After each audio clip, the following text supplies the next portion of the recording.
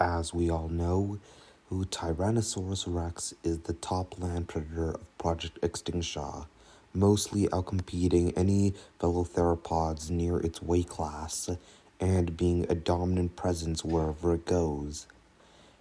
However, with the arrival of large mammalian and synapsid prey, how does the T-Rex compare to its new and old enemies? Let's find out.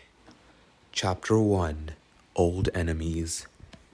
Along with their arrival onto a new planet / a new home, Tyrannosaurs were not, as well as T-Rex itself, were not the only ones of the late Cretaceous to have thrived. A lot of old faces joined them as well. Ceratopsians, hadrosaurs, ankylosaurs, dromaeosaurs, and troodontids also arrived as well. For a majority of the time, Tyrannosaurus rex still remains with its main prey items, Triceratops, Edmontosaurus, and Ankylosaurus, albeit it usually prefers the first two over the last one, as the rivalry between T-Rex and Triceratops has been a staple on both Earth and Planet 999, now known by its scientific name, Silampia.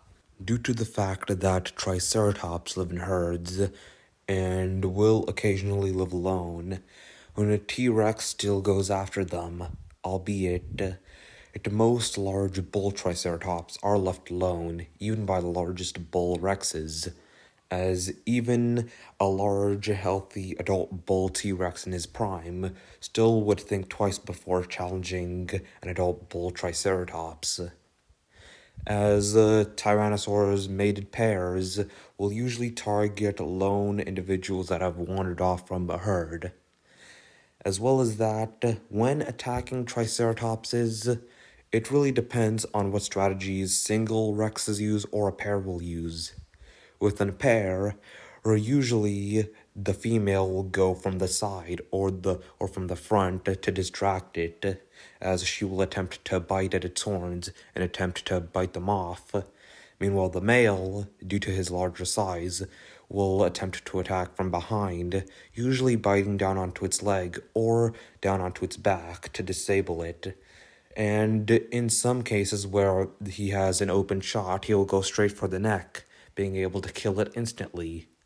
However, when it comes to solitary Rexes who do not have themselves a mate yet, they will usually attack from behind, usually aiming for the legs, as this prevents the Triceratops from fighting back or being able to get away. However, if the Triceratops is already facing them, they will usually try to go for the horns, as this way they are able to disarm them, and then they will attempt to move around the ceratopsian, and then they try to go for a clean neck shot. This is the easiest way for a Rex to subdue the trike, as because of the fact that the Triceratops' neck itself is unprotected and is mostly protected by the frill, a T-Rex can easily slice right through the neck of a Triceratops and can easily sever the spinal cord or smash the neck. As T-Rex isn't the only one to do this, as in rare cases large carnosaurs like Giganotosaurus and Carcharodontosaurus have been known to attempt to do this as well. Albeit the Carcharodontosaurs, such as Giganotosaurus and Carcharodontosaurus itself, still remain sauropods.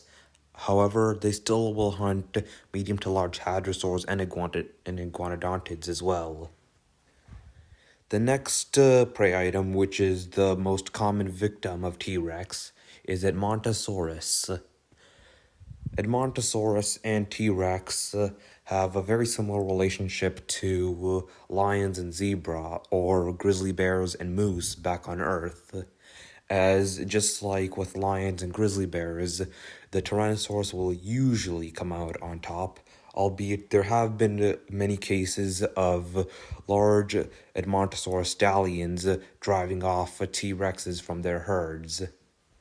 And due to the fact that Edmontosaurus can live in herds of up to hundreds of individuals, with the largest recorded herd with up to 1,050 individuals in the herd, most T-Rexes prefer to go for, as with the Triceratops, usually prefer to go for individuals that have isolated themselves from the rest of the herd. However, in this context, usually it takes a single T-Rex to hunt down a single Edmontosaurus, as they are faster than Triceratops, but they're not as fast as T-Rex, and they don't have as much weaponry, albeit they still have a powerful kick from their legs, and they have sharp hooves that can easily pierce the skin of a Tyrannosaurus. As well as that, they will sometimes bite, and sometimes a bite from an Edmontosaurus can cause infection to theropods, as in some cases, some Rex corpses have been found with infections of an Edmontosaurus bite. However, this does not stop T-Rex from being the main threat to Edmontosaurus, as even Edmontosaurus stallions have been brought down by bull-experienced Rexes. Usually, T-Rexes prefer to go for the tail, as this way it is able to disable the Edmontosaurus's main weapon, its large, heavy sledgehammer tail. As Edmontosaurus, when put in a corner, will usually use their tails to thrash around and smack around any would-be attacker. However, in some cases, experienced Rexes have been known to go for the tail, and in some cases have been seen ripping it off. After that, they usually try to go from the flank to avoid the kicks, and they will usually go for the leg or the back of the neck. Usually when they go for the back of the neck, they're able to snap the spinal cord and are able to paralyze it. Then they're able to kill it off easily. The topic of whether or not T-Rex was sufficient at hunting sauropods has been the matter of debate for decades. It was once a serious argument back on Earth, but now that we have seen many records of Tyrannosaurus hunting capabilities here on Silampia, it has become more and more evident of what the true power of the Tyrant King, as there have been many recorded cases of Tyrannosaurs bringing down small to medium-sized sauropods. They typically go for sauropods within the 12 to 15 ton range, although they can easily punch above their weight class, as large Rexes, especially large experienced bulls, have been seen bringing down sauropods of 17 to 19 tons. This is usually by biting down on the tail and either biting it off or snapping it, and then trying to climb onto the back, which can be a very dangerous idea, so it is quite rarely used. Rather, they will usually attack from the back, and they will usually bite down on the spine or the legs, and in which case they are able to rip out chunks similar to the Carcharodontosaurs, albeit this time using more crushing and pulverizing force. As their teeth are still sharp enough to cut into the flesh of large sauropods, they're still able to rend muscle and crush bone, as in some cases they have been known to break the necks of sauropods that are lingering too close to the ground, as a mated pair of T-Rexes have been able to bring down sauropods up to 20 tons, albeit it is very rare, and it usually has to be very precise. Usually it involves the female distracting the sauropod and trying to bite at its ankles or at its shoulders, and with the male biting down on its legs. And then once it's worn out, due to the fact that tyrannosaurs are built for endurance and stamina, then once its neck is low enough to the ground, either of them will bite down onto its neck, and then the other one will bite down onto its legs. That way they're able to subdue it, and once it falls to the ground, they will usually try to decapitate it or snap its neck. This is usually the most proficient way of bringing down a sauropod, as once they're close to the ground, their neck is quite vulnerable to a Rex's jaws, and the jaws are still strong enough to who can rend into the flesh, and they're still strong enough to possibly decapitate a sauropod in some cases whenever its head is too low to the ground.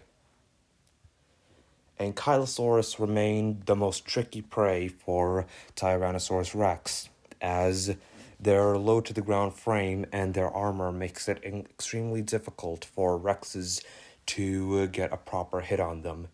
And practically all other theropods don't even bother when it comes to ankylosaurs.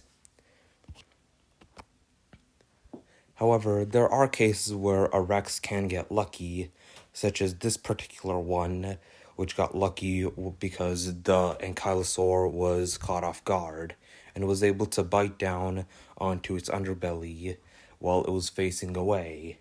Then, once it swung its tail, the rex was able to avoid that, and then, seeing an opening, the rex was able to flip it over and then dig in. Usually, in more successful attempts, it's usually, again, a mated pair of rexes working together to bring it down. As the most feared predators on planet Earth or Silampia, a mated pair of T-Rexes are a very powerful force, as hardly anything will ever dare stand up to either of them when they're together.